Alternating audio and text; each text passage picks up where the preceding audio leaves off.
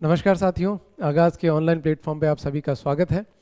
RPSC बहुत तीव्र गति से कार्य कर रही है और आरपीएससी ने आज जारी कर दिया है ग्रेड फर्स्ट के फर्स्ट पेपर का सिलेबस और विभिन्न विषयों का सिलेबस भी इसी के साथ उन्होंने जारी कर दिया है। तो आज देखते हैं कि पेपर फर्स्ट में इन्होंने क्या क्या चेंजेस किए हैं, क्या बदलाव किए हैं या नहीं किए हैं, एक एक करके हम चीज़ देखते हैं। तो सबसे पहले हमारे सामने आज है आपके पेपर फर्स्ट में अगर हम बात करें तो भी क्या बदलाव है। ये है सबसे पहला पार्ट जो हमारे सामने है, वो है हिस्ट्री का। हिस्ट्री में history of Rajasthan and Indian history with special emphasises on Indian national movement. क्या है इसमें? Development of literature, art and architecture during Gupta and Mughal period. तो भाई उससे पहले भी यही था, गुप्ता और मुगल पीरियड के समय जो है साहित्य, कला, संस्कृति और आर्किटेक्चर में क्या क्या विकास हुआ उससे संबंधित था। फिर हमसे बात की है फ्रीडम स्ट्रगल की, 1857 की क्रांति। इसमें जो मुख्यतः लीडर्स थे वो कौन कौन से? वीडी सावरकर, बंकिम चंद्र, लाल बालपाल, चंद्रशेखर आज़ाद, भगत सिंह, सुखदेव, रास बिहारी बोस, सुभाष चंद्र बोस। यही थे पहले पिछली में भी, तो इस बार भी इन्होंने कोई बदलाव नहीं किए। उन्हीं प्रोमिनेंट लीडर को इस बार वापस शामिल किया है। फिर इन्होंने कहा है सोशल एंड रिलीजियस रिनेनेंस। अब इसमें अगर हम बात करें तो आपके सामाजिक और धार्मिक परिवर्तन की बात करें तो इसमें किसका? राजा राम मोहन रॉय, दयानंद सरस्वती और विवेकानंद।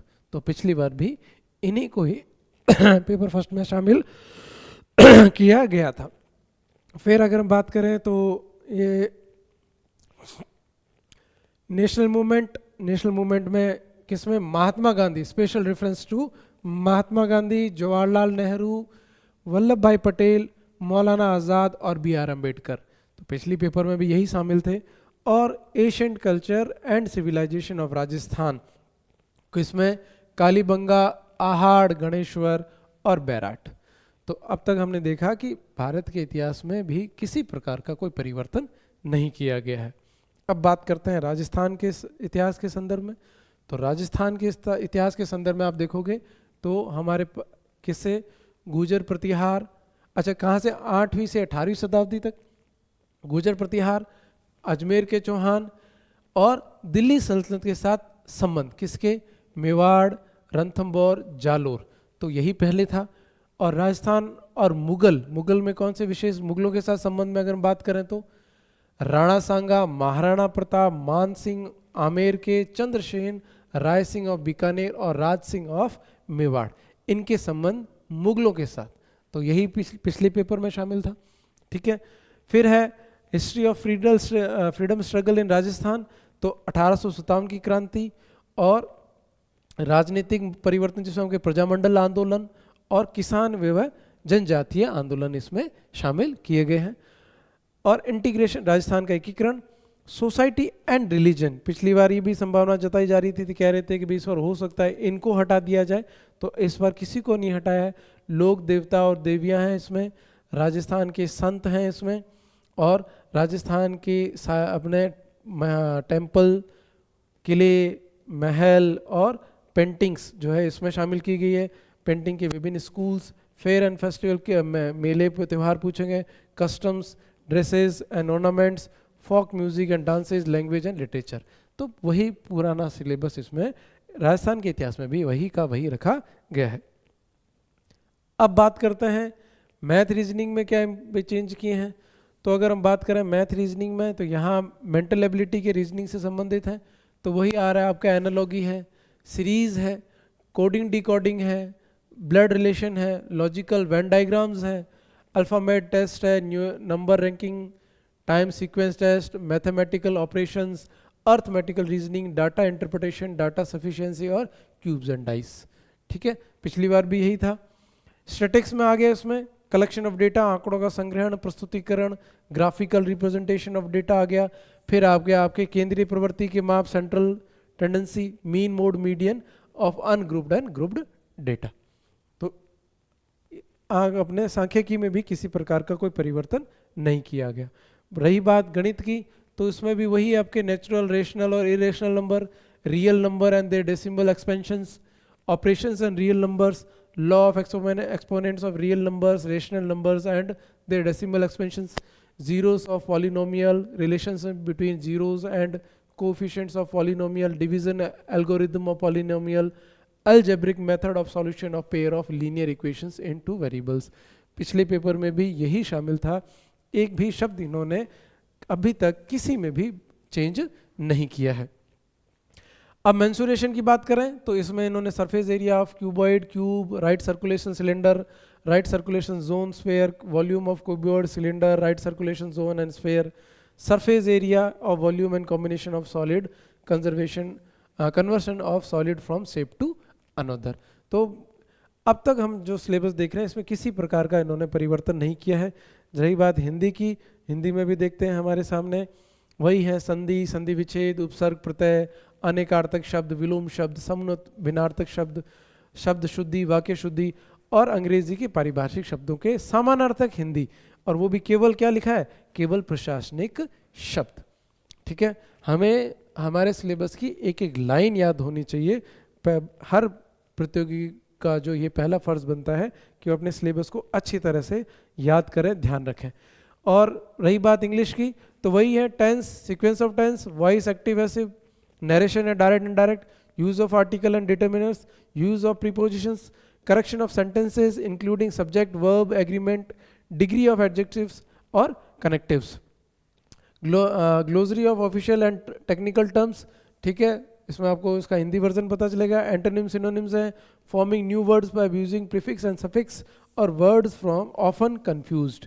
ठीक है, तो इंग्लिश वाले पार्ट में भी किसी प्रकार का कोई बदलाव नहीं है। करंट अफेयर की बात करें तो हमें विशेष रूप से ध्यान रखना है किस पर पूछा जा रहा है। Census of India and Rajasthan 2011 की जनगणना है। Current programs of development of India, development in India with special reference to Rajasthan, Rajasthan के विशेष संदर्भ में schemes of women empowerment in India with special reference to Rajasthan, मतलब महिला सशक्तिकरण की जो भी नीतियां हैं, जो भी स्कीम्स चलाई जा रही है, किसमें, राजस्थान के विशेष संदर्भ में। स्किल डेवलपमेंट प्रोग्राम, ठीक है, कौशल विकास, रिन्यूएबल एनर्जी जिसमें हम अक्षय ऊर्जा के तौर पे पढ़ते हैं, and sources and their potentials in India, health and hygiene, स्वास्थ्य और स्वच्छता प्रोग्राम ऑफ राजस्थान पूछा है, पेंडेमिक एंड इट्स मैनेजमेंट पूछा है, स्पेस प्रोग्राम ऑफ इंडिया पूछा है, atomic energy program, India and the world event of important, ठीक है, कुछ महत्वपूर्ण जो इवेंट्स हुए, घटनाएं हुई हैं, persons and places of India. ठीक है, इसी तरह और इसमें क्या है, देखिए क्या है करंट इश्यूज में, contemporary events in science and technology in India, national and international award, latest books, authors of India, sports and games. तो हमें करंट में भी हम देख रहे हैं कि यही पिछली बार भी इसी से संबंधित प्रश्न पूछे जा रहे थे, इस बार भी सिलेबस वही का वही रखा है। जनरल साइंस में भी वही है, ठीक है, atoms and molecules, chemical reaction and equations, carbon and components, force and law of motion, work and energy, tissue, controls and coordinations, heredity and evolution, management of natural resources, protection of environment, biodiversity and sustainable development. ठीक है, अब बात करते हैं राजनीति विज्ञान में क्या परिवर्तन किया है। तो इंडियन पॉलिटी में अगर हम बात करें तो वही है, salient features of constitution of India, Indian executive, legislature दिया है, जुडिशरी दिया है, organization theory and practice, election in India, the president of India, election and emergency power of the president. बहुत ही संक्षिप्त रूप से सिलेबस दिया है, कोई बदलाव नहीं किया है। कैबिनेट पूछा है, प्राइम मिनिस्टर और उसके शक्तियाँ पूछी है, पार्लियामेंट पूछा है, स्पीकर पूछा है, उसके कार्य पूछे हैं, सुप्रीम कोर्ट का ऑर्गेनाइजेशन पावर पूछा है, और commission and board at national level, राष्ट्रीय स्तर के कमीशन और बोर्ड के बारे में जानकारी होनी चाहिए। राजस्थान के भूगोल, यहाँ भूगोल का हमें विशेष ध्यान रखना है कि हमें फर्स्ट पेपर केवल राजस्थान की भूगोल शामिल है, आप सबको पता है। तो वही लोकेशन एंड एक्सटेंट, स्थिति, आकार, साइज, फिजिकल फीचर्स, भौतिक विशेषताएं, अपवाह तंत्र, क्लाइमेट, जलवायु, अब डेमोग्राफिक कैरेक्टरिस्टिक जिसमें हम जनगणना शामिल करेंगे, कृषि है, पशुपालन है, खनिज संसाधन है, ऊर्जा संसाधन है, पर्यटन है और परिवहन है, और उद्योग एवं व्यापार। ठीक है, तो ये इसमें शामिल किया गया, इसमें भी किसी प्रकार का कोई परिवर्तन नहीं है। अब आती है बात परिवर्तन की। फर्स्ट पेपर में इन्होंने अब तक कुछ भी हटाया नहीं है, बल्कि ये पार्ट इन्होंने जोड़ा है। वो जोड़ा क्या है? Educational psychology. ठीक है, एजुकेशनल साइकोलॉजी को इसमें जोड़ दिया है, पेडागोगी को इसमें नहीं जोड़ा है। किसके साथ जोड़ दिया है? Educational management, educational scenario in Rajasthan, right of children, हाँ आरटीई एक्ट, ये जो है इसमें इन्होंने इसमें क्या जोड़ दिया है? Educational psychology. इसमें भी बहुत सीधा जोड़ा है, concept, scope and function of education psychology, शिक्षा मनोविज्ञान का जो कंसेप्ट पूछा है। Physical, cognitive, social, emotional, moral development, characteristics of adolescence, किशोर के लर्नर के बारे में बात की गई है, and its implication for teaching learning. Behaviour, cognitive and constructive principle of learning and its implication for senior secondary student, ठीक है, उसमें उनके बारे में पूछा है। Concept of mental health and adjustment mechanism पूछा है, और emotional intelligence and its implication in teaching learning. तो कुल मिला के इन्होंने जो नया पार्ट इसमें जोड़ा है वो एजुकेशनल साइकोलॉजी जोड़ा है, और एजुकेशनल साइकोलॉजी के 5 बिंदु इसमें शामिल किए गए। रही बात मैनेजमेंट की, तो मैनेजमेंट आपके सामने है। मैनेजमेंट में क्या है? वही चीज़ें अभी तक दिखाई दे रही है, concept, function and principles, total quality management, in education, educational supervision and inspection, institutional planning, leadership styles in educational management. और अगर आप देखोगे तो यही पार्ट इसमें यहाँ हमें देखने को मिलेगा, organization and function of following at primary and secondary education in Rajasthan, जिसमें इन्होंने सर्ट, SCRT, BSER, ISE, DIET, Rajasthan state open school, Rajasthan state text book board, state initiative for quality education, Diksha, RISE, SMILE, Shiksha Darshan, शिक्षा वाणी और समग्र शिक्षा अभियान, ये सारे प्रोग्राम जो इसमें शामिल हैं, यही प्रोग्राम पिछले पेपर में था। अगर हम देखें, और लास्ट का टॉपिक वो क्या है? Provision of right of children to free and compulsory education act 2009। कहने का अर्थ है कि जो प्रथम प्रश्न पत्र है इसमें किसी प्रकार का कोई बदलाव, मतलब हटाने वाला कोई बदलाव नहीं किया गया है, बल्कि इसमें एजुकेशनल साइकोलॉजी वाला पार्ट जो है वो इसमें शामिल कर दिया गया है। ठीक है, अब देखो प्रश्नों का कुल कितने अपने मार्क्स का पेपर है? 150 नंबर का, 1.5 घंटे का समय दिया है। प्रश्नों की संख्या कितनी है? 75। यानी प्रश्नों की संख्या में भी किसी प्रकार का कोई बदलाव नहीं किया गया है। और वैसे ही जैसे पिछले पेपर में था, इन्होंने पूरे प्रश्न को कहा है कि हम 5 भागों में डिवाइड करेंगे। हालांकि आरपीएससी इस मॉड्यूल को फॉलो नहीं करती है, वो इस हिसाब से करती है। देखो दोस्तों, सामान्यतः हम जानते हैं कि हमारे पास जो है आपके 15 प्रश्न जो है समथिंग हिस्ट्री के आते हैं, 15 प्रश्न जो है मैनेजमेंट के आते हैं, 5 क्वेश्चन हमें मैथ के, 5 क्वेश्चन रीजनिंग के, 5 ज्योग्राफी के, 5 आपके हिंदी के, 5 इंग्लिश के और 10 क्वेश्चन करंट के। इस तरह हम आपके 5 साइंस के, 5 पॉलिटी के, इस तरह जोड़ के 75 क्वेश्चन टोटल बनते हैं।